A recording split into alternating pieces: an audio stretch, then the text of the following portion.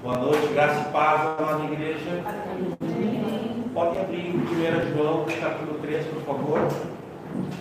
Nós vamos ler a partir do versículo 11, vamos voltar um pouquinho, até o 24. Então, 1 João, capítulo 3, do versículo 11 ao 24. Leiamos a palavra do Senhor, que diz assim. Vamos aguardar que todos. Amém? 1 João, capítulo 3, do versículo 11 a 24. Diz assim a palavra do Senhor: porque esta é a mensagem que ouviste desde o princípio, que nos amemos uns aos outros, não como Caim, que era do maligno e matou a seu irmão. E por que causa o matou? Porque as suas obras eram más e as de seu irmão justas. Meus irmãos, não vos maravilheis se o mundo vos odeia. Nós sabemos que passamos da morte para a vida, porque amamos os irmãos.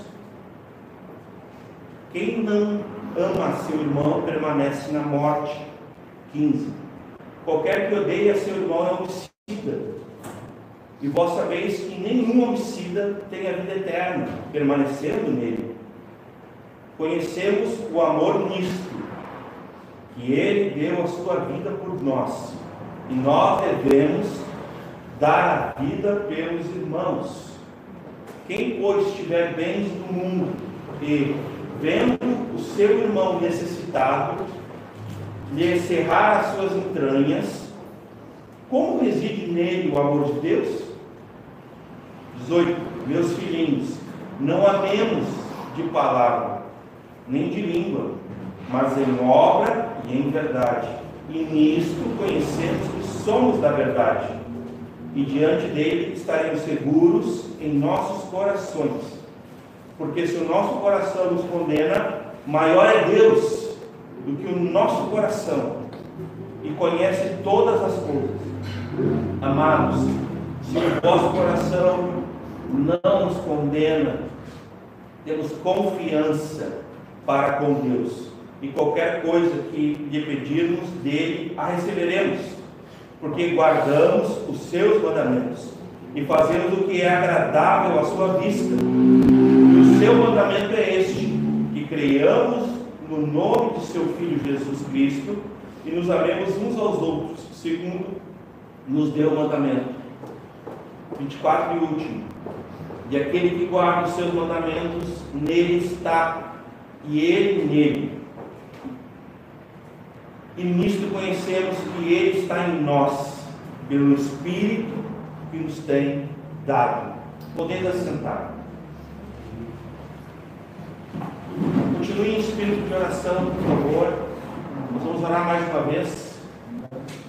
Amém. Senhor Deus e Pai, diante da Tua palavra nós oramos. Nós pedimos a Ti que a Tua palavra essa noite, Pai, mais uma vez esteja ministrando aos nossos corações, gerando pelos nossos ouvidos espirituais a fé genuína que vem de Ti, Senhor Deus. Nos ajuda, Pai, a vivermos nesse amor, a obedecermos esse mandamento, a aguardarmos com esperança esse mandamento até o dia da Tua vinda. Fortalece-nos o coração essa noite, como foi orado aqui, que nós possamos praticar, possamos viver de forma totalitária a Tua palavra, Senhor, sendo obedientes a ela, Pai, como Teus filhos, como Teus discípulos que somos. E essa é a esperança e a garantia do Teu Espírito em nós, que habita em nós, pela Tua palavra. Então eu peço, Senhor, que cada um de nós, Senhor, esteja totalmente sensível. Tira, Senhor, nessa noite os tampões dos nossos ouvidos, Senhor, e as escamas dos nossos olhos.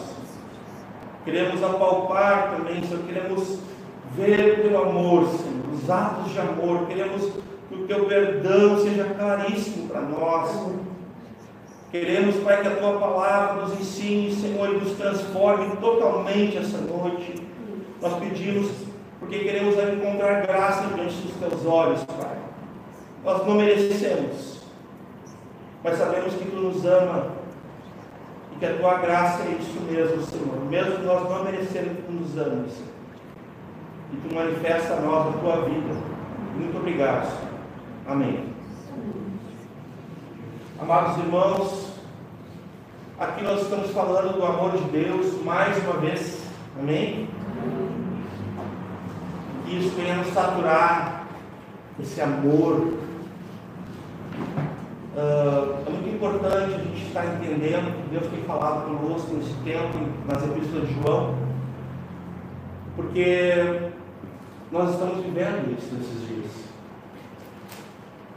Muitas das coisas que nós estamos vivendo têm um reflexo direto dos falsos ensinamentos, dos falsos mestres, dos falsos pastores, das falsas igrejas, do falso evangelho. Então logo nós temos um entendimento errado,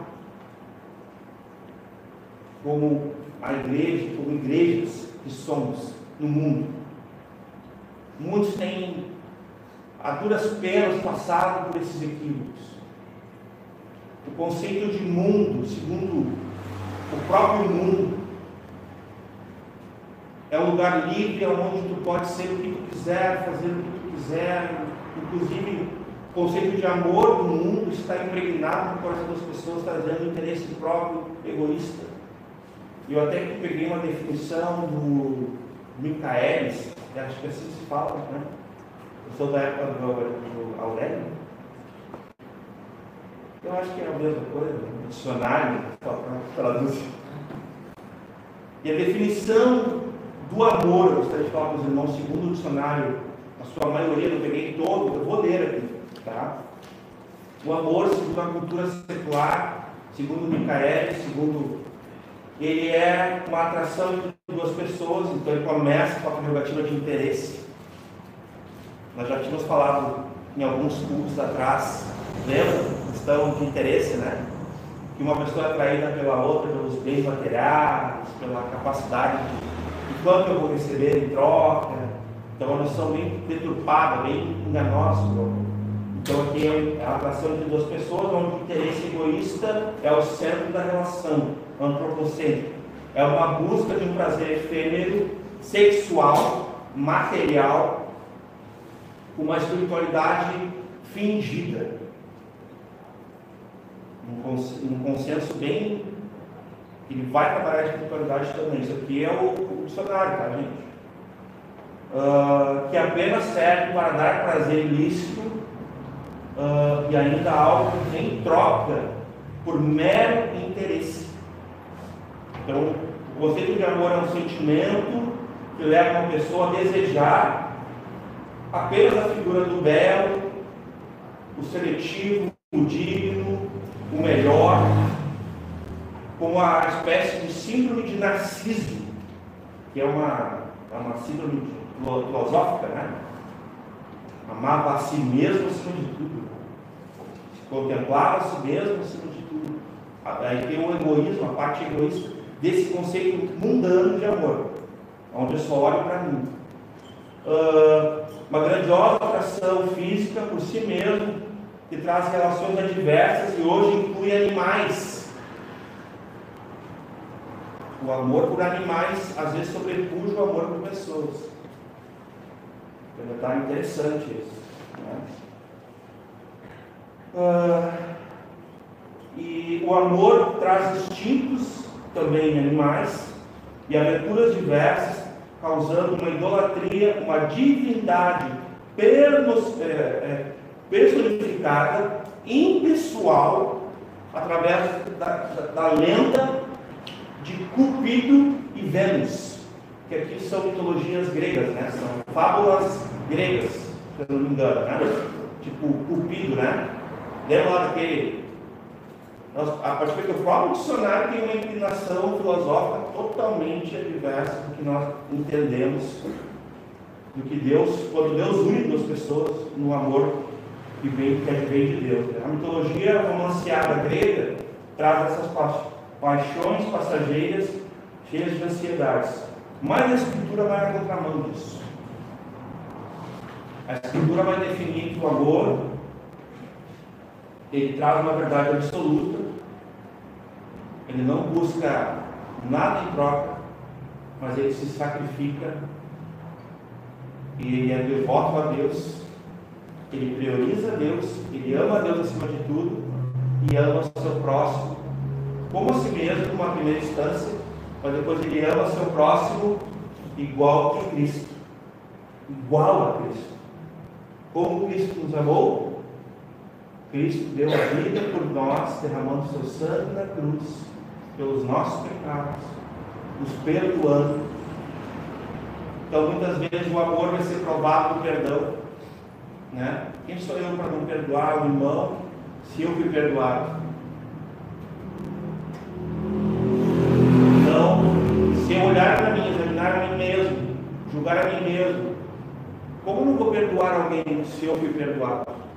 Eu, tão grande pecador, tão vil pecador, tão falho, tão imperfeito. Mas quando me uno ao meu irmão, quando sou unido por Deus pelo seu amor ao meu irmão, nós dois imperfeitos pecadores, nós estamos juntos do o perfeito que é Cristo, que é o padrão bíblico para nós de amor, e Ele nos aperfeiçoou no seu amor. Cristo que cumpriu todas as exigências da lei e todos os mandamentos, inclusive de amar a Deus e amar ao próximo como Ele amou. E isso não é um novo mandamento. Isso é um mandamento que sempre foi. Então, essa noite nós vamos falar, nossos objetivos, como a gente tem dito aqui, são trazer algumas impressões diante da palavra de Deus, mas não antes sobre essa definição, para que os irmãos saibam que o conceito de amor do mundo não nos serve. O conceito de amor da filosofia não nos serve. O conceito de amor da psicanálise, que é aquele que tem necessidade egoísta de ser o centro e de ser amado, não nos serve. Mas a verdade absoluta da palavra de Deus sobre o que é o amor nos serve. Amém. Então essa definição é importante para nós todos, para o entendimento certo e uma operação certa desse amor, para que tenhamos frutos desse amor de forma certa.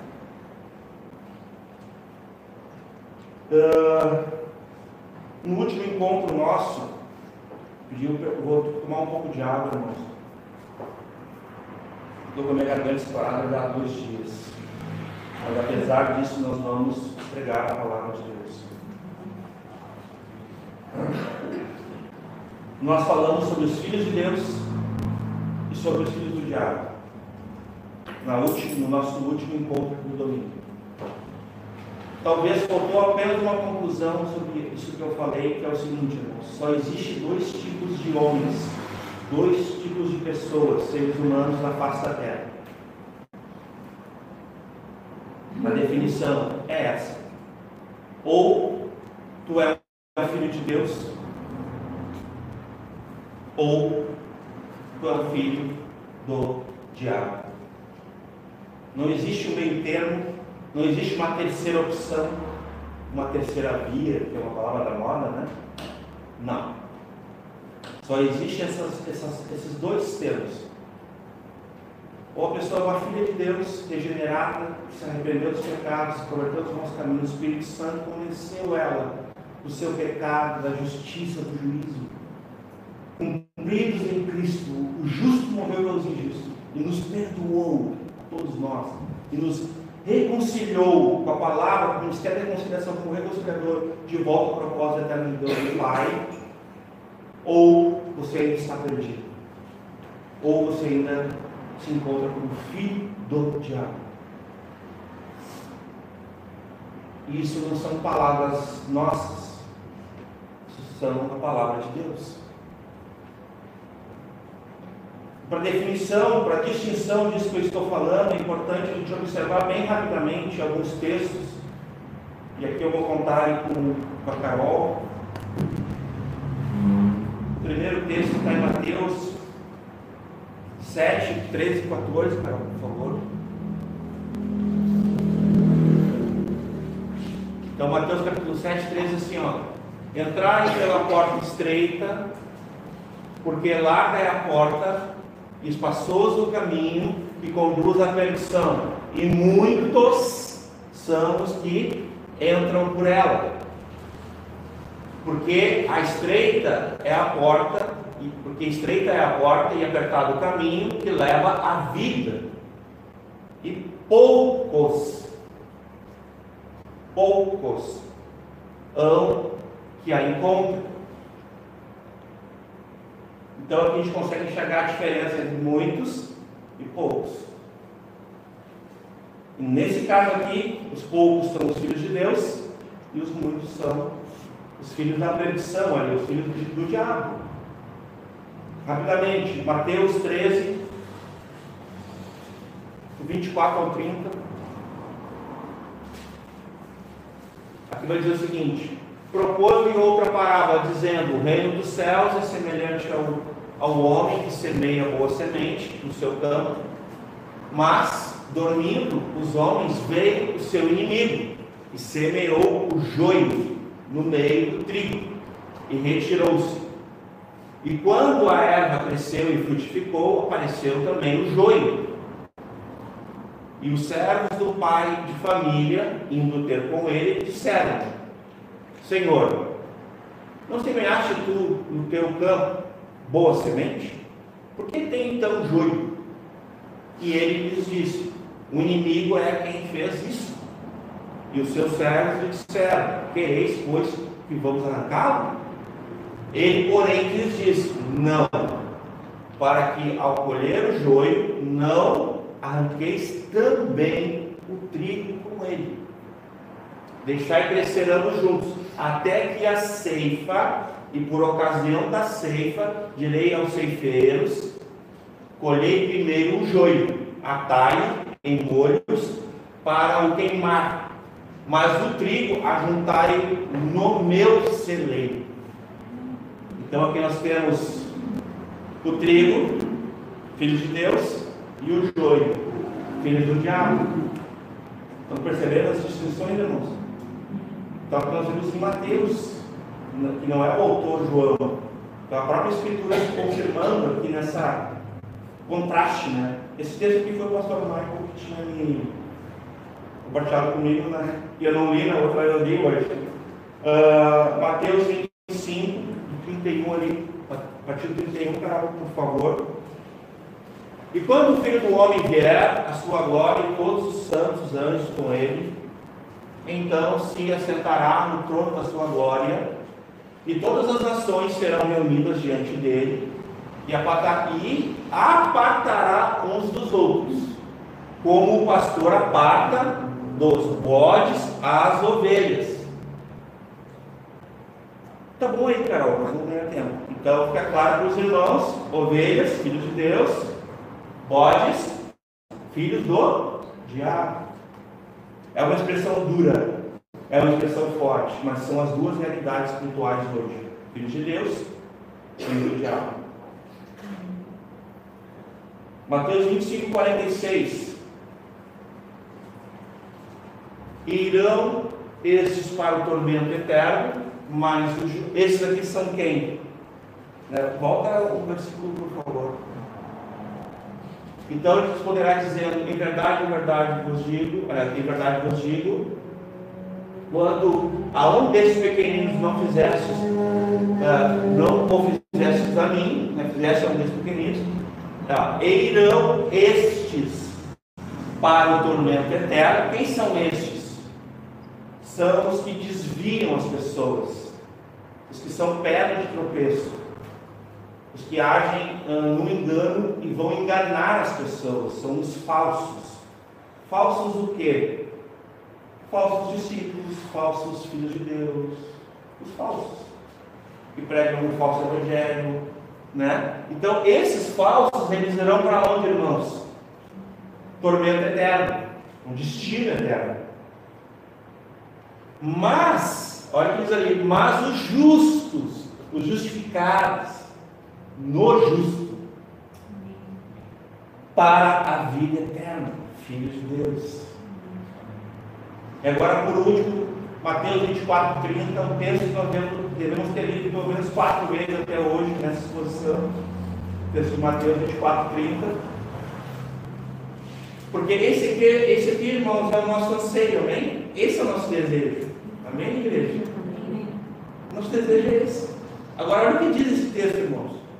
Então, aparecerá no céu o sinal do Filho do Homem, porque ele virá como homem, já falou, né? As marcas, né? Da cruz, do perdão, do sangue derramado, a gente cantou hoje.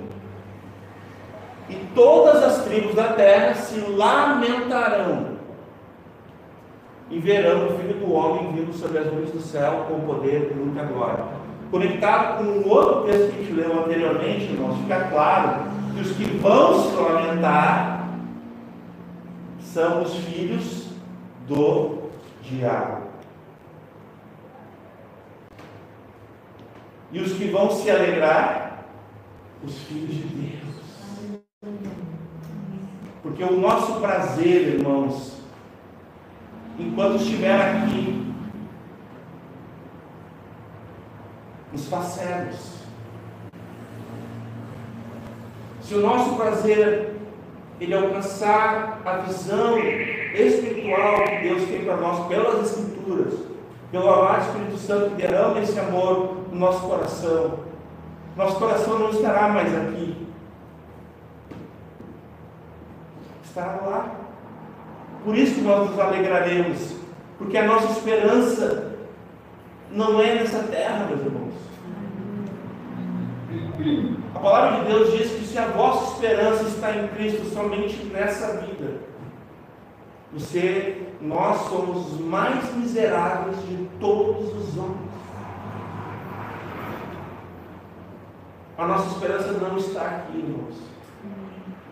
Muitas vezes parece que a nossa esperança vai por água abaixo na primeira oportunidade, quando nós damos por conta em que nós não estamos felizes, ou não estamos nos sentindo bem. Só que nós vamos ver hoje na palavra de Deus que o mundo nos odeia pelo amor de Deus. O mundo nos odeia pelo amor de Deus. Vocês entendem isso? Eu não sei como seria conjugar essa frase. Se teria uma vírgula, não sei. Mas eu sei que ela é assim.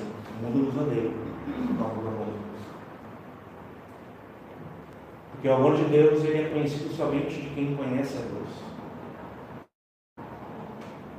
Pela fé. Ele é derramado nos nossos corações pelo Espírito de Deus. E o mundo odeia aquilo que não conhece. Entendeu? O mundo não consegue entender.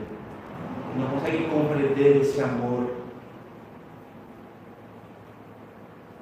Eu sei que eu mereço o inferno. Eu sei isso. Eu sei que eu não mereço nem o perdão. Mas eu sou tão amado que eu fui salvo. Fui perdoado de mim mesmo, do meu pecado, a minha transgressão, a minha desobediência. Lembra? Então eu quero trazer essa definição que talvez não tenha ficado tão clara, né? Filhos de Deus, filhos do diabo. Só existem esses dois tipos na face da terra hoje. Aliás, sempre foi assim. Não tem um terceiro tipo, tá? Eu vou deixar essa definição para os irmãos. Versículo 11 é assim: porque esta é a mensagem, 1 João 3, 11. Porque esta é a mensagem que ouvistes desde o princípio. Então nós estamos voltando ao mandamento, né? E aqui nós temos que lembrar que o mandamento... Bota Mateus 22, 34 ali para mim, Carol. Olha que interessante isso aqui, irmãos. Nós vamos ler até capítulo 40, por favor. Ó, e os fariseus, ouvindo que ele fizera emudecer os saduceus, reuniram-se no mesmo lugar. E um deles, doutor da lei, interrogou para experimentar, dizendo: Mestre, qual é o grande mandamento da lei? Jesus disse: amarás ao Senhor teu Deus de todo o teu coração. Nós vamos falar sobre essa palavra aqui hoje, coração, e de toda a tua alma, aí é o ser, né?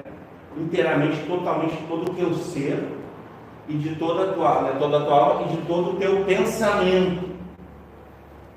E este é o primeiro e o grande mandamento. E o segundo, semelhante a este, amarás o teu próximo como a ti mesmo. Nestes dois mandamentos dependem de toda a lei e os profetas. Agora veja bem, no 38, Carol. Eu conheço esse texto não pela CF. Eu conheço esse texto quando uma versão, ela é também, ela pode ser compreendida por nós maior mandamento. Então Jesus, eu vou fazer esse parênteses por minha parte aqui. Então, o primeiro mandamento e o maior mandamento. Nesse sentido, isso vai estar, a CF está o grande mandamento. E está também na mesma direção. Grande, maior. Isso é o grande mandamento. Né? Grande mandamento. Então, só para deixar claro essa distinção que Jesus está fazendo desses mandamentos, primeiro e segundo. Amém? Vamos lá. Então, com isso a gente conhece a mensagem dos princípios, que nos amemos uns aos outros. Agora, eu queria conversar com os irmãos, começando fazendo uma pergunta. Nós vamos trabalhar em cima de 3 perguntas aqui. Tá? A primeira pergunta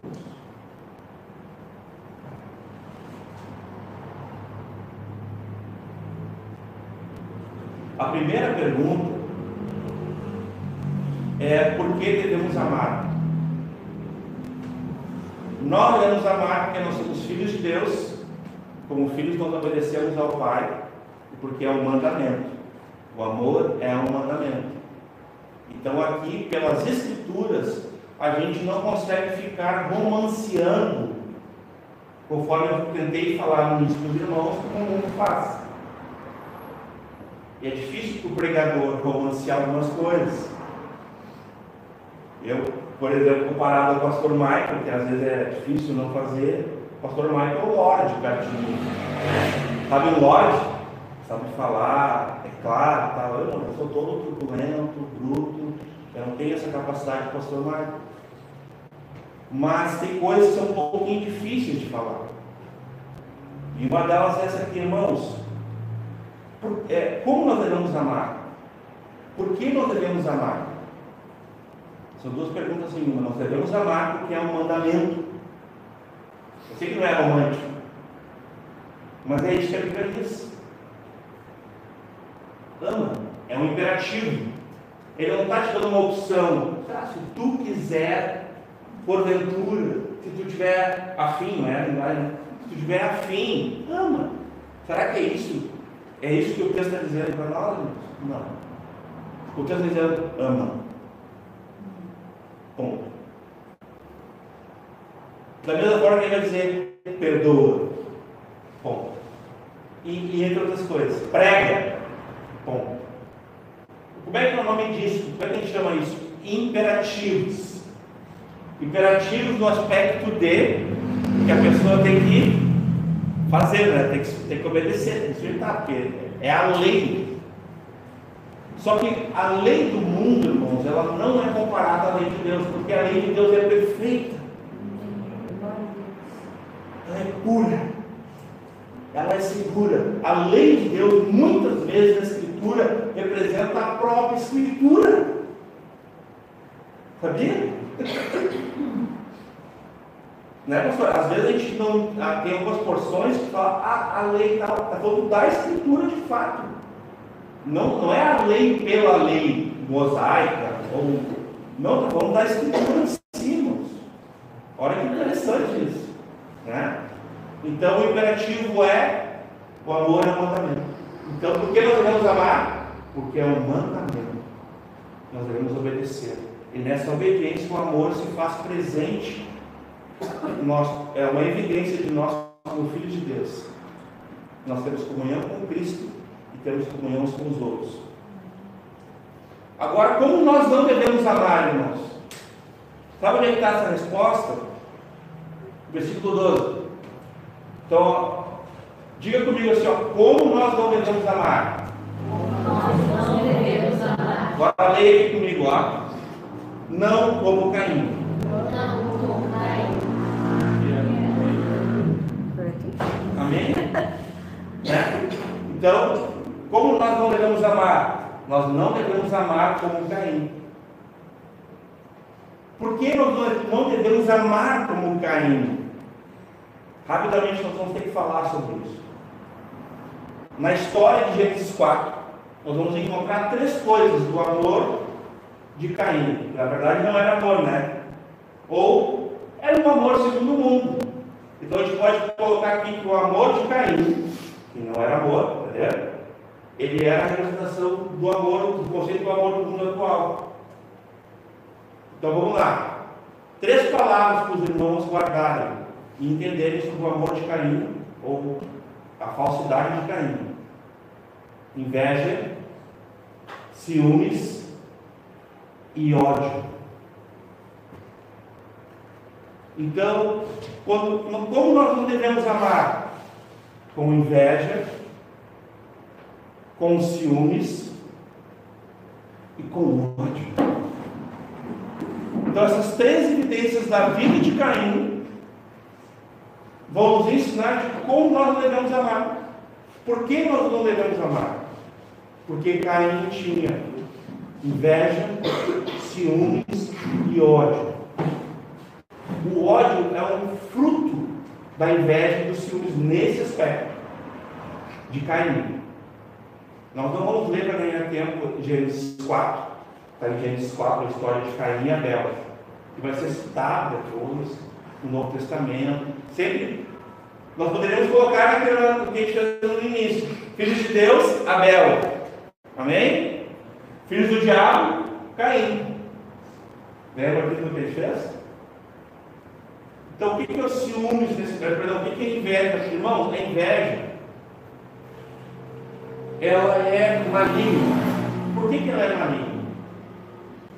Porque a inveja faz tu querer destruir aquilo que tu deveria imitar, amar, seguir. Eu vou repetir. A inveja, de tão maligna que ela é, normalmente a inveja aparece no coração, né, de alguém que tem essa dificuldade. Isso é um pecado, perdão, é um pecado. E é um pecado para a perdição. Na qual tu vai olhar para uma pessoa, eu vou olhar para a Marina, e a Marina ela é justa diante de Deus. A gente leu isso no outro domingo. Então, por que a gente sabe que a Marina é uma filha de Deus? Porque suas obras são justas. Então, uma característica do Filho de Deus é que ele ama em justiça. Conduzido pelo Espírito Santo, obedecendo a palavra, justo. Isso é justificado por Cristo. Suas obras são retas, né? Então, eu olho para a Marina e eu tenho inveja. Aí, eu tendo inveja da Marina, eu deveria fazer o quê? Imitá-la. Eu devia amá-la e segui-la, ok? Mas pela inveja, o que eu faço? Eu quero destruí-la. Vocês estão entendendo, irmãos? O que a inveja faz? Eu quero matá-la. Então, não como Caim. Essa é a resposta de como nós não devemos amar. O ciúmes, ele é muito parecido, só que ele não é igual. Porque o ciúmes é uma pessoa que, na sua ignorância, por exemplo, vocês lembram da parábola do pai pródigo, do filho pródigo? Esses títulos não, mas lembra? É porque é a forma que a gente faz o endereço. Filho pródigo, ok? Vocês lembram do filho que ficou mais velho, que ficou em casa? Vocês lembram do que ele falou? Até ele fala de bode, né? Era o carneiro. Vocês lembram o que ele falou para o pai dele? O que o filho mais velho está sentindo ali, irmãos? Inveja, tá também. Mas ele tem um ciúmes, porque na sua ignorância, ele é um filho, só que ele age como um órfão. Ele está agindo como se não tivesse pai ali. Como ele está agindo como se fosse o filho único. Tem um egoísmo, né? Porque quando a gente tenta de orar Pai Nosso, tem alguma coisa errada com o nosso cristianismo. Não foi a oração que Jesus ensinou? Portanto, orareis assim: Pai Nosso. Então, enquanto for assim, eu e tu, nunca é nós, sabe? Essa linguagem que a gente precisa aprender, porque essa linguagem também traduz nossa relação. E não é questão do inclusivismo, né? Atualmente tem essa linguagem das ideologias, né? Vamos inclusivismo, não é esse o ponto. O ponto é que é nós. Não é eu ou tu, é nós. E esse é o desafio do amor. Quando deixa de ser eu apenas para nos tornar nós. E o ciúmes é uma barreira para isso, porque o ciúmes, eu sou filho, tu é filho, mas não me cega. E eu não estou dentro, eu também sou filho, então eu estou tendo ciúmes do quê? Vocês entenderam o segredo? É um engano. Porque eu não preciso desejar aquilo. O que diz os mandamentos? Eu não preciso cobiçar. Aqui eu tenho que falar com a linguagem mais... Não cobiça a mulher do próximo, um aspecto ali, né? Aquela palavra aí, cobiçar, tem tudo a ver com o que a gente está falando aqui. Cobiçar, irmãos, sobretudo é roubar. Por que é roubar? Porque eu quero tomar uma coisa que não é minha. Isso veio da inveja e veio dos ciúmes. Agora, olha como o amor é diferente, irmãos. Vocês lembram do bom samaritano? Né? Vocês pensem uma coisa: aqueles que roubaram ele, que mataram ele, a prerrogativa deles era simples, tipo assim, ó, o que é teu é meu. Pá! Tomaram, sabe? O que é teu é meu. Tomaram para si. Cobiçaram e tomaram por assalto. Mas o que a gente aprende no amor do samaritano? Que o que é meu é teu. É nosso. É isso que está nos atos de amor. Eu estou até entrando. Isso é um ato de amor. Porque o que é meu é teu. Viu a diferença? Então, nesse aspecto, essas três palavras, a gente está falando do ódio. O ódio, irmãos, ele vai implicar como consequência da inveja, nesse caso de Caim. Porque o culto de Caim não era o princípio regulador da Escritura, do só da Escritura. Eu achei muito... O princípio do culto de Caim, irmãos, ele era muito voltado ao gosto de Caim. Caim queria fazer o que ele queria fazer, tipo assim, do seu jeito. Ele queria o seu egoísmo, as suas obras eram más, ele era do maligno, filho do diabo. Então, da sua forma, Caim, ele está fazendo o quê? Ele está seguindo o seu próprio caminho, errante, uma ovelha escarrada, não pode. Então, dessa forma, nós temos que entender uma coisa: Caim, ele representa o amor do mundo. Por isso, nós não devemos amar. Então, perdão, como nós não devemos amar como Caim? Por quê? Porque Caim era do maligno. E ele odiou, ele matou o seu irmão.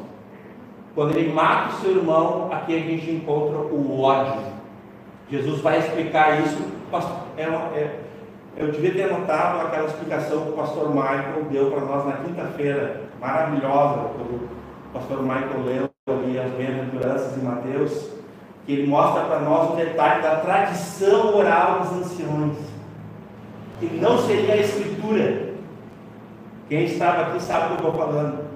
Não era escritura, era uma tradição oral. Então Jesus não estava ressignificando nada. A gente está numa época que tudo quer ressignificar, né? Não, nós vamos ressignificar aqui. E essa fala bonita, por trás tem velado um baita engano. Porque Jesus não ressignificou nada, irmãos. Jesus cumpriu tudo. A gente leu isso aí. Agora veja um perigo, irmão, dos cultos.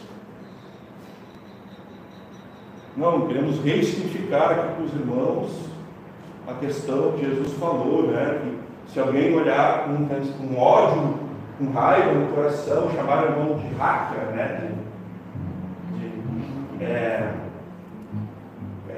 Que a raca seria todo, cabeça oca, todo. Esse é, né? Esse odeia o irmão. Então, na verdade, esse mata o irmão no coração. Porque o primeiro lugar que tu vai matar o teu irmão é no coração. Agora veja que interessante, irmãos.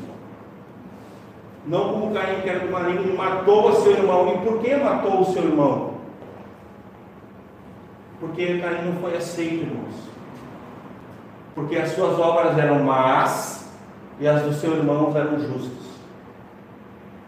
Eu quero falar uma coisa aqui para vocês, conversar com o pastor Michael hoje.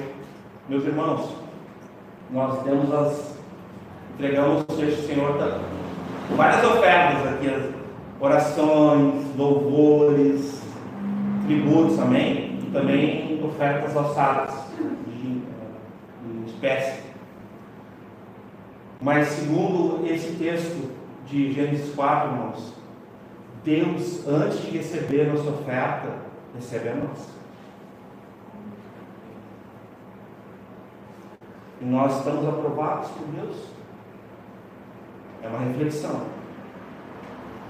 Deus quer nos receber. Porque o que a gente entende é que Deus recebeu Abel, seu culto, suas ofertas, porque eram justas. Mas Deus não recebeu a Caim. Então o ódio no coração de Caim, irmãos, é porque ele não foi recebido, irmãos. Né? A questão nisso é as ofertas também. Mas aí quem é que não foi recebido, irmãos? Foi Caim que não foi recebido. Porque suas obras eram más e ele era do maligno. Versículo 13. Vamos.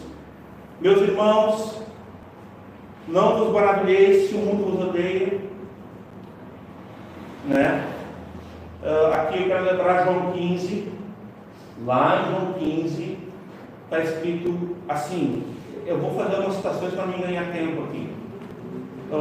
Se eu não tivesse vindo e não tivesse falado a eles, eles não saberiam que tinham pecado, mas porque eu vim e falei, eles têm pecado, e agora eles sabem, por isso eles me odeiam.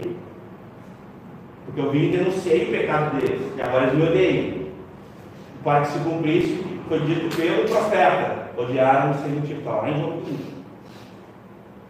Vou fazer apenas como citação aqui da Escritura. Então, exatamente o mesmo autor. Não vos maravilheis, meus irmãos, não vos maravilheis se o mundo vos odeia. Agora veja bem, quem falou lá foi Jesus. Agora quem fala aqui é João. João continua seguindo as palavras do Mestre, o caminho do Mestre. Que a gente seja como João também, até sermos como Cristo. 14. Nós sabemos que passamos da morte para a vida, porque amamos os irmãos, e quem não ama seu irmão permanece na morte. Qualquer que odeia, vamos ler uma exceção agora, qualquer que odeia o seu irmão é homicida. Lembra de Caim? O amor do mundo é homicida. Homicida aqui é alguém que mata.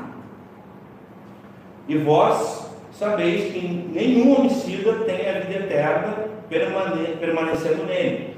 Vocês lembram, irmão, daquelas listas, já foi citado aqui por nós, existem algumas listas na Bíblia daqueles que não herdarão o reino do céu, daqueles que não irão para a vida eterna, né?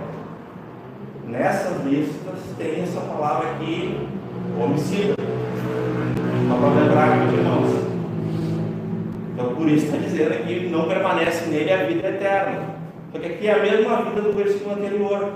Vocês lembram que, assim como pela desobediência de um só homem veio a morte, lembra? Lá em Romanos, o pastor Michael ministrou conosco, com a igreja. De um só veio a vida. Aleluia. Porque o salário desse pecado, desse governo de pecado, é a morte. Mas o dom gratuito, a vida eterna, então mas aqui, irmãos, não é pelas nossas obras, só lembrando, né? Não é pela nossa obediência, mas é pela perfeita obediência de Cristo. Ele é a vida. E essa é a vida que permanece em nós, santo e justo, o Filho de Deus, que nos torna filhos de Deus. É nesse aspecto. Então ele vai dizer ali, nós sabemos que passamos da morte para a vida através desse, digamos assim, o Espírito Santo nos regenerando, o novo nascimento, nascendo novamente do alto, nós estamos falando, nascendo de Deus, do céu, é esse o sentido da palavra, novo nascimento. Então passamos da morte para a vida, né? Por quê? Porque amamos. A evidência do Filho de Deus, o discípulo de Jesus, é porque ele ama, segundo Deus. Amamos aos irmãos, né? Quem não ama o seu irmão permanece na morte, ou seja, não converteu. Amém? Aliás, amém, eu digo, não converteu, entendeu? Então, esse é o processo. Nesse caso, é o processo. 15. Qualquer que odeie a seu irmão é homicida, e vós sabeis que nenhum homicida terá a vida eterna permanecendo nele. Então, nós devemos lembrar, irmãos, que o padrão, o alto padrão do nosso amor é Cristo. E Cristo deu a vida sacrificialmente por amor. Sabe, meus irmãos, o texto vai mostrar isso para nós, que eu vou falar agora. Às vezes, a gente não vai conseguir chegar no máximo, ou fazer o máximo, viu? Vocês já ouviram aquela expressão assim, ó, o bom é melhor que o excelente? Quem já ouviu esse conceito? É o conceito da prática. E ele não é um conceito que despreza a excelência, não é isso não. Isso é uma má interpretação. O bom que a gente pode fazer é fazer. Bom é praticar, é fazer. Então quem faz, faz. Quem não faz, não faz. Esse é o conceito. Então às vezes, talvez, irmão, a gente não vai chegar a dar a vida, morrer assim, como um mártir, por alguém. Se for, amém. A gente vai ter que nem os diabos lá, né? Ficaram felizes que foram açoitados, lembra? Ficaram lá, tomaram. A Sofia que chamou a atenção na nossa leitura. Tomaram lá. E depois estavam lá assim, glória a Deus! Se gloriaram no Senhor porque tinham apanhado por amor de Cristo. Foram reconhecidos, né? Como os darão do caminho e tal. Então, nesse aspecto, irmãos, a gente talvez não vai, como mártir, dar a vida para alguém lá na África, perseguida, nos países. Eu tenho amigos desses países da igreja brasileira. Mas eu posso aqui amar alguém. Estão entendendo, irmãos? Eu posso amar alguém aqui, irmãos. Aqui, na minha rua, entre os meus familiares, meus colegas de trabalho. Os antigos, José Manuel não saiba disso, mas os antigos eles diziam assim, ó, que aquele que ama, ele ora. E Emanuel estava orando por uma colega de trabalho dela. Isso é amor. Isso é amor. Orar por uma pessoa é um ato de amor. É um eu te amo que ninguém está ouvindo. Quantas vezes você escuta alguém dizer assim, estou orando por ti. E tu está ali lutando. E Deus está vendo tua luta. E de repente chega lá o Lucas assim, eu ouvi tudo orando contigo. Nossa! Eu te amo, isso eu te amo.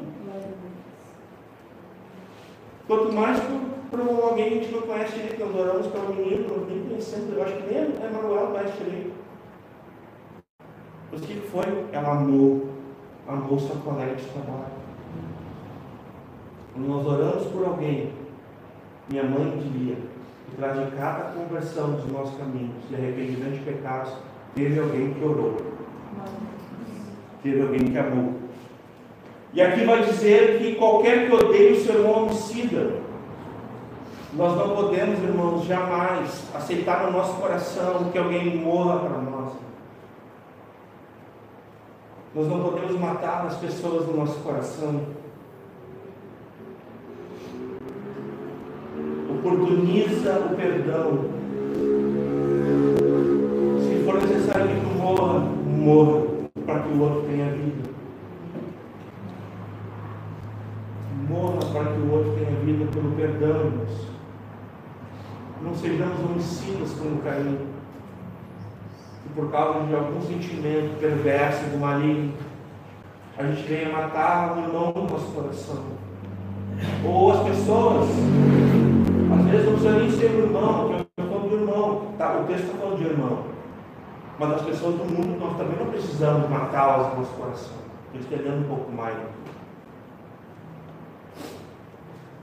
Porque a gente sabe que a vida não está nisso. A verdade não está nisso. Não há nem verdade, não há luz, não há amor. Porque Deus é luz e Deus é amor. Conhecendo, 16. Conhecendo o amor nisto que Ele deu a sua vida por nós, e nós devemos dar a vida pelos irmãos. Isso está lá em João 15 também. Lembra? Que aquele que dá a sua vida pelos seus amigos, se ama, isso é o amor. E você vai ter vossos meus amigos, se vocês fazem o que eu vos mando. Está bem claro, né? E aquele que tem guardado os meus mandamentos, esse é meu discípulo. Lembra lá, João 15, irmãos. Fica de novo a referência, lembra? Então, conhecemos o amor nisso, que Ele deu a vida por nós, e nós devemos dar a vida pelos nossos irmãos. Quem, pois, estiver dentro do mundo, vendo o seu irmão necessitado, e lhe cerrar as suas entranhas, aqui também nós vamos encontrar também uma opção da palavra coração. O ideal é entranhas, concordo também, porque daí é o interior, né? Aí está falando daquilo que nos alimenta. Olha só, interior, intestino, entranhas. Então é mais profundo o negócio, é de dentro, né? Mas é o coração também, irmãos. É coração também, né? É o coração onde a gente sente, e a gente sente, não? A gente sente. Pelo menos deveria, a gente é anjo, e a gente é humano. Então aqui as suas entranhas, como reside nele o amor de Deus? Tem um texto de Tiago, né, que é muito semelhante a esse. Tu vê um irmão, né, passando. Tiago, é o Tiago 2. Eu vou citar só esse texto, mas é muito semelhante, deve ser ali no 15 por ali. Ele vai dizer assim: se vocês verem alguém que você necessitar e tal, a pessoa vem e tu fica, sabe, comunicar aos santos as vossas necessidades e tal. Aí fica vendo e diz assim: irmão, Deus te abençoe, vai em paz, vou orar por ti. E despede a pessoa sem amá-la. Porque aqui o sentido é amar, irmãos. Não é simplesmente dar peraí. Não é isso, irmãos. É amor, fala de amor o texto. Então, se eu ajudo alguém que está necessitado, eu estou amando aquela pessoa. Não é simplesmente uma caridade, uma obra social. A gente sabe que é fácil pensar, né, que é uma obra social. É uma linha bem tênue nesse aspecto. Então, vai dizer assim, 17: quem, pois, estiver bem do mundo e vendo seu irmão necessitado de encerrar seus entranhas, como nele reside o amor? Meus filhinhos, olha o amor aqui do apóstolo, né? Meus filhinhos, nos ensinando, não amemos de palavra, no de língua, mas em obra e em verdade. E aqui não é só as grandes coisas. Isso é em todas as coisas, irmãos. Os atos de amor, vamos chamar assim, atos de amor, ou obras do amor, vamos combinar assim. Eles são diversificados. Eu e minha família recebemos uma obra de amor essa semana. Somos amados pela igreja, na figura da nossa filha. A igreja nos amou, fez uma festa para nossa filha. São atos de amor. Esse é o amor prático. Pequenas coisas também. E aqui o texto vai dizer, mas de obra e verdade, 19. Tem um E aqui. E esse E que é importante, vocês vão prestar atenção. Porque ele vai dizer, 18, meus filhinhos. Carinho, olha o carinho do apóstolo, meus filhinhos. Não amemos de palavras, nem de língua, mas de fato, de verdade, em atos de amor, com amor prático. É nesse sentido que ele está falando. Aí tem um E, 19. E nisto a evidência. A evidência. Conhecemos que somos da verdade. Olha só, irmãos, nós mesmos podemos olhar para nós no espelho e ter aquela alegria no coração por estarmos vivendo o amor de Deus. Vale a pena amar. Nós podemos olhar no espelho, irmãos, não por nós mesmos, porque o amor de Deus só existe em Deus. Fora de Deus não há amor. Porque o amor de Deus é derramado nos nossos corações pelo Espírito Santo. Diz a Escritura. Nós vamos olhar no espelho e nós vamos ter um contentamento, uma satisfação, porque é suficiente obedecer. Isso traz plenitude de vida, irmãos. A graça sobre graça, da sua plenitude, nós temos recebido do seu amor. Nós vamos poder nos olhar e identificar: eu sou um filho de Deus. Porque o Espírito de Deus testifica no nosso espírito que nós somos filhos de Deus. Por causa dos atos de amor. Porque quem não ama não tem comunhão com Deus. E não é um filho de Deus. E aqui diz: nisto conhecemos que somos da verdade. Está nos posicionando. E diante dele estaremos seguros em nossos corações. Corações aqui é entendimento. Corações aqui tipo assim, a mente é o entendimento do que nós estamos vivendo. Não é uma fé cega, irmãos, mas é uma fé sóbria, que ela vem de ouvir a palavra e obedecer a palavra, e saturados com a palavra. Hoje nós conversávamos aqui, os irmãos, é a palavra, é em casa. Aqui o nosso pastor tem nos guiado dessa forma: palavra. Isso gera fé, e é uma fé correta. Só que fé sem obras é morta, e ela é pecaminosa. Exatamente, é uma fé pecaminosa, porque ela não é a fé de Deus, ela é a fé do mundo. Porque o mundo diz: ame a si mesmo, cuide de si mesmo, conheça a si mesmo, viva a si mesmo. Tu é o centro do mundo. Bom, a gente não precisa falar muito do mundo, já tem o Evangelho dizendo que a gente é o centro do Evangelho. Heresia. E aqui vai dizer que nós seremos seguros em nossos corações, estaremos seguros da nossa fé, estaremos seguros nessa confiança, nesse entendimento de Deus. E veja bem, irmãos, nós cantamos hoje aqui: que segurança sou de Jesus. A nossa segurança, irmãos, não está pautada em nós. Nós não conseguimos assegurar nada. Nós mal conseguimos segurar a mão de Deus, irmão. Ou tu acha que não é Deus que segura a tua mão? Quem segura a tua mão é Deus, não é tu que segura a mão de Deus. Glória a Deus. Se fosse eu que segurasse a mão de Deus, talvez eu já teria largado. Porque às vezes eu me defendo de Deus. E às vezes eu saio do lugar de segurança, de obediência à palavra. Não é seguro andar em desobediência a Deus, a se opor a Deus, a se defender de Deus, irmãos. Não se defenda de Deus. Irmãos, Deus nos ama. E às vezes Ele não vai concordar com a gente. A maioria das vezes. Ele não vai concordar com a gente.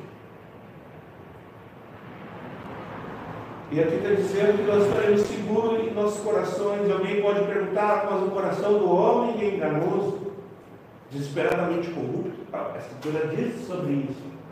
É caído. Mas não é o sentido que o texto está dizendo.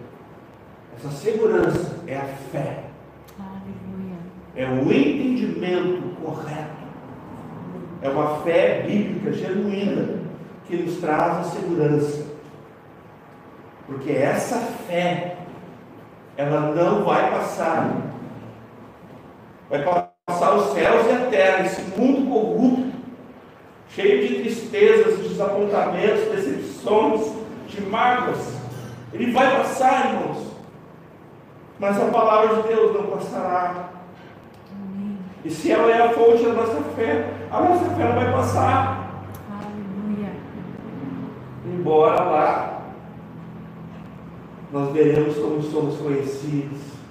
Não vai ser necessário a fé para a salvação, para entendimento, porque lá o que vai acontecer lá já está, amém? A vida eterna, então nesse sentido, mas eu quis dizer que a origem, a fonte da nossa fé é eterna, ela não passa, porque a palavra de Deus não vai passar, o mundo inteiro vai passar.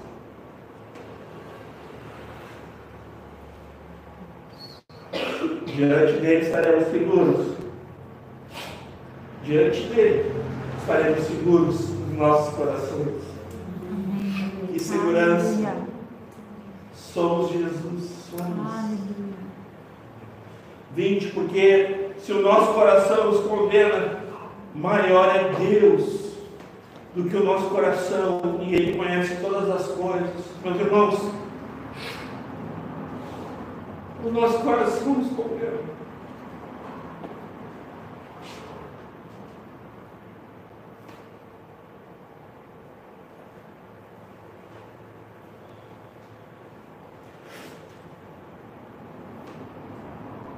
Mas Deus nos salva.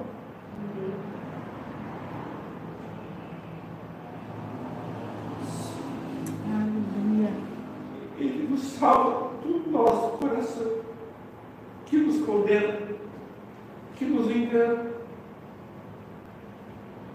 que com a sua autopreservação, com a sua corrupção, com o seu desespero, com as suas concupiscências, ele tenta nos enganar. E ele tenta fazer assim como Adão e Eva fizeram no Éden. Ele tenta dizer não para Deus, não, as questões do bem e do mal, não, eu decido. Não é tu que decide, eu decido. O conhecimento do bem e do mal é meu. E o nosso coração nos condena, porque está longe de Deus, está em desobediência, desarmonia. É esse o sentido. Ele não está sujeito. Ele está aqui vivendo como o homem caído vive, inclinado às suas paixões mundanas, a concupiscência da carne, a concupiscência dos olhos, o desejo e o amor pelo pecado.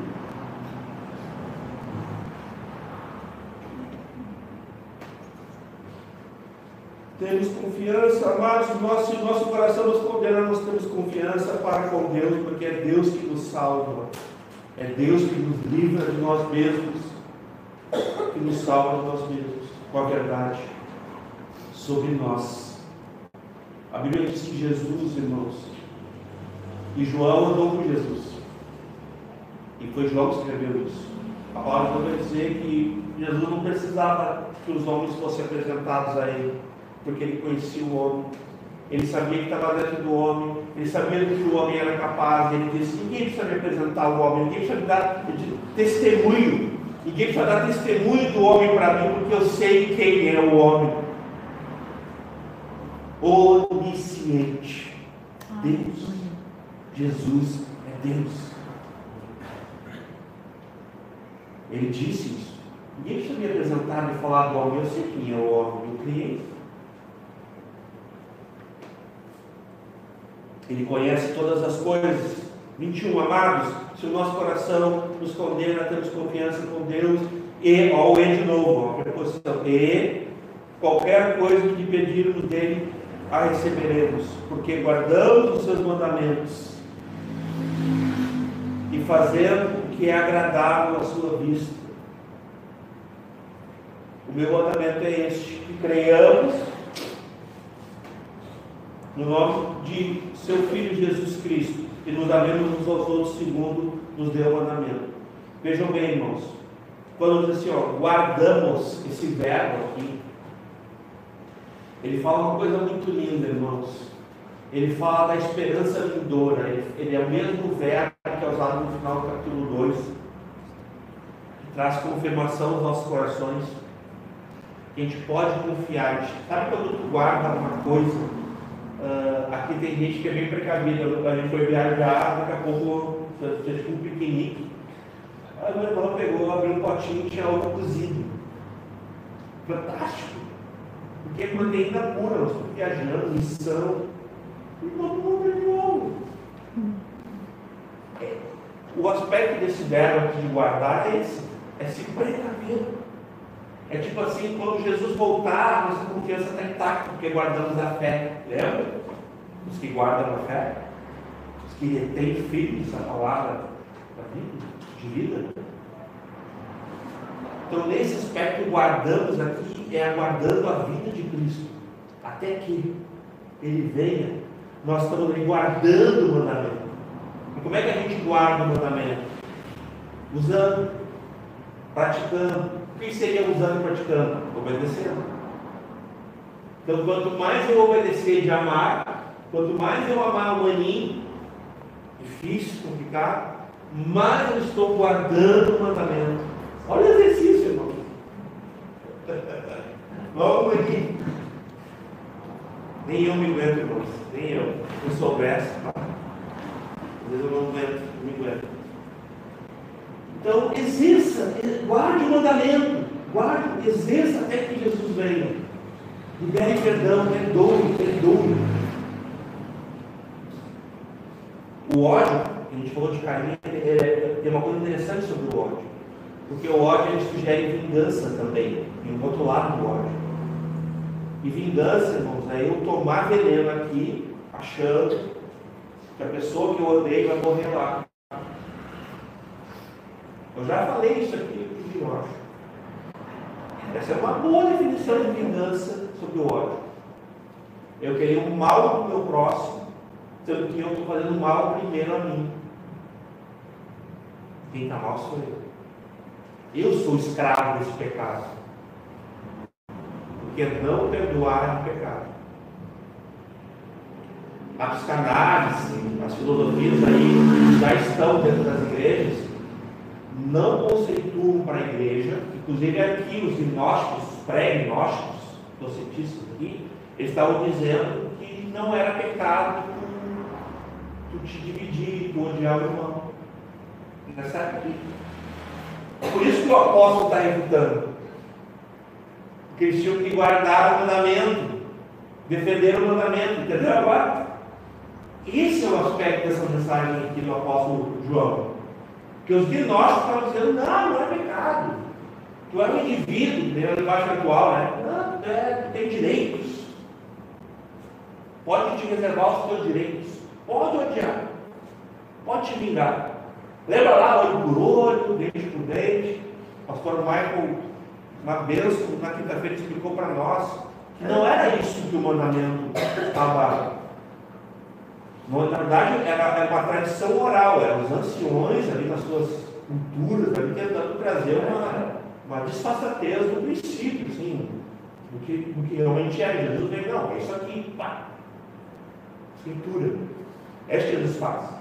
Ali nas bem-aventuranças, Mateus 5, 6 e 7. Então, irmãos, guarde o mandamento até que Jesus venha.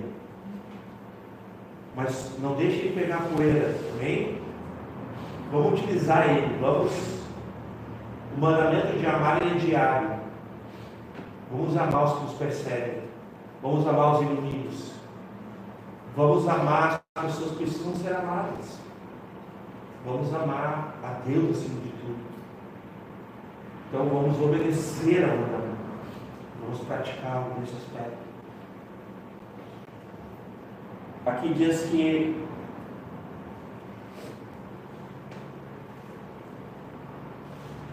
o 22, né? Qualquer coisa que pedirmos nós recebemos porque guardamos o mandamento. Então aquele que obedece a palavra de Deus, que permanece, isso está em João 15 também, tá? Eu vou encontrar essa referência dizendo, qualquer coisa que pedir em meu nome, se permanecerem em mim, e as minhas palavras permanecerem em vós pedireis o que quiseres, que será feito. Então ele está falando sobre a vontade e os mandamentos de Deus.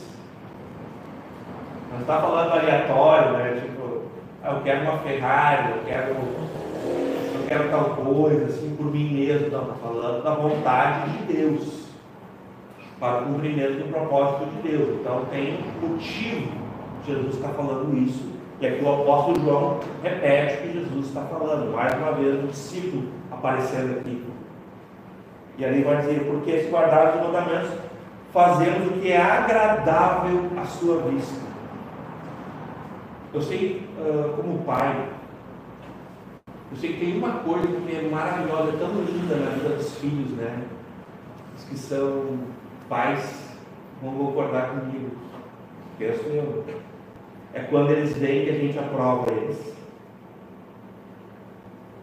Tu vê no rosto do filho, ele se sente seguro, porque a gente aprovou. Se vocês vão perceber isso com a Ana, é um olhar de contentamento, de suficiência que só Deus pode dar, nesse lugar seguro da obediência, de quem guarda o mandamento, observa e obedece. Quando os filhos veem a aprovação dos pais, é um ponto máximo de contentamento na vida dos filhos. E cada ato de amor que um filho vê de um pai, quando ele anda em obediência seguro, aquele filho vai guardar aquilo, o mandamento, vai guardar o mandamento e vai replicar depois para os seus. Amém, irmãos? Ele estoca aquilo, não estoca. Aí um dia ele vai usar aqueles atos de amor, de obediências, né? Então, o 23 vai dizer, fazer agradável à sua vista, é outra preposição, 23, o seu mandamento é este, que creiamos, olha a fé. Esse autor, ele fala muito da fé. Já falei que das centenas, dezenas de verbos sobre fé que ele vai usar no Evangelho de João, vai usar nas Epístolas de João e Apocalipse. Fé, fé, fé, fé, fé. Lembra? Essa é a vitória que vence o mundo. A nossa fé, quem é a fé ali? A fé, no caso, é a fé que vem do Evangelho. É o núcleo do Evangelho, é Cristo. Ele é o autor da fé. E aqui, então, que creiamos no nome do seu Filho Jesus Cristo e nos amemos. Ó, então, a partir dessa fé, nós amemos uns aos outros, segundo, né, nos deu o mandamento. Ele nos deu o mandamento. 24, o último, e aqui concluímos. E aquele que guarda os seus mandamentos, nele está, e ele nele. Então aqui nós temos uma... Lembra que lá no início eu falei da impessoalidade do amor, do conceito do amor do mundo, né? É impessoal, né? Qualquer coisa é amor, tolerância, inclusão, essas ideologias todas aí, nesse sentido. Mas aqui está dizendo outra coisa a palavra. E aquele que guarda os seus mandamentos, nele está, e ele nele. Nisso conhecemos que ele está em nós, pelo seu Espírito que nos tem dado. O amor de Deus, irmãos, ele está em nós. Quando nós obedecemos aos mandamentos, quando nós guardamos os mandamentos, vivemos debaixo dessa autoridade das Escrituras com atos de amor. Vivemos amando uns aos outros, se importando, se interessando. Às vezes, se tu tem oportunidade, vai na direção do irmão. Tu viu que o irmão está meio assim? Vai lá, ama o irmão. Tenha atos de amor, meu irmão, atos concretos. Vai lá e pergunta, irmãos, o profeta já diria, quem vai se importar? Quem vai perguntar? Qual deveria ser a nossa resposta? Eu vou me importar. Eu vou perguntar, eu vou mandar uma mensagem. Da mensagem, vou mandar uma mensagem para quem a gente teve hoje aqui. E aí, tudo bem? Sentindo da tua falta. Eis-me aqui, Senhor. Eu vou me importar com meus irmãos, eu vou amá-los, vou na direção deles, vou me importar, vou me colocar como uma opção. Irmãos, nós estamos vivendo um mundo impessoal, indiferente, as pessoas andando de ombro, né? Tanto faz, né? Tem minha vida aqui, não estou nem aí, né? Para ninguém. É raro alguém se importar, alguém se colocar como uma opção. As últimas considerações, nós temos sido uma opção para alguém? Será que se acontecesse alguma coisa comigo, será que será que a minha esposa ali poderia ligar para alguém? Amém? Creio que sim.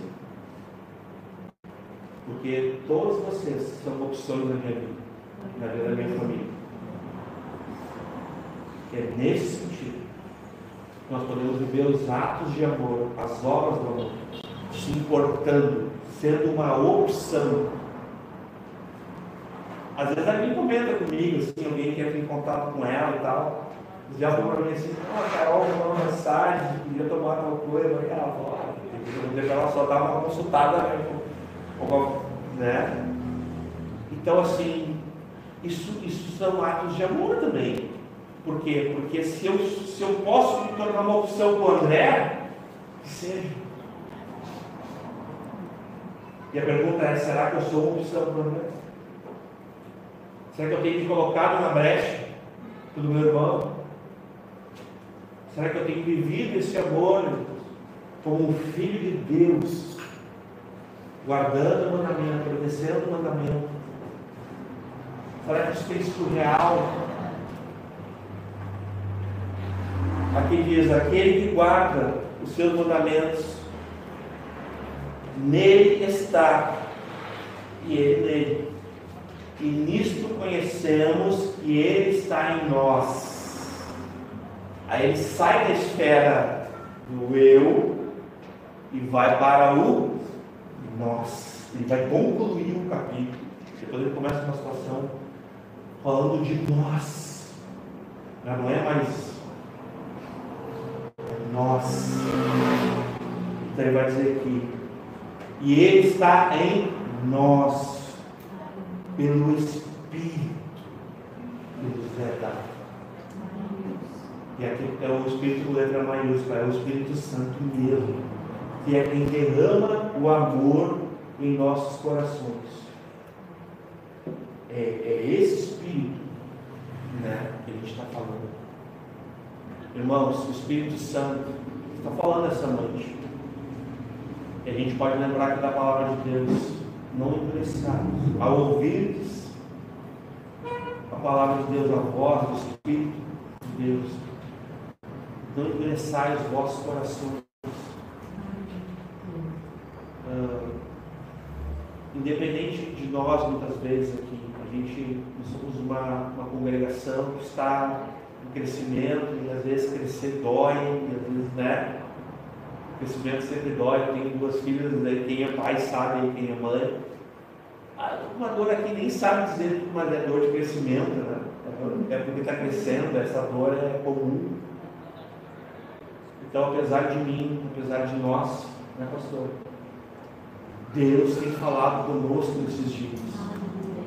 E Deus tem falado para nós de um amor prático, um amor palpável, pautado na verdade, certificado pelas Escrituras, que advém do mandamento que nós podemos guardar, podemos obedecer, não precisamos ter medo, né? Ouvir mandamento, parece não é penoso, vamos amar o mandamento, vamos guardar o mandamento, vamos exercitar o mandamento, vamos ler esse mandamento que é vida, porque a palavra de Deus é viva e eficaz. Ele tem em nós espaço para ser uma opção de amor, em atos de amor, em obras de amor na vida dos nossos irmãos.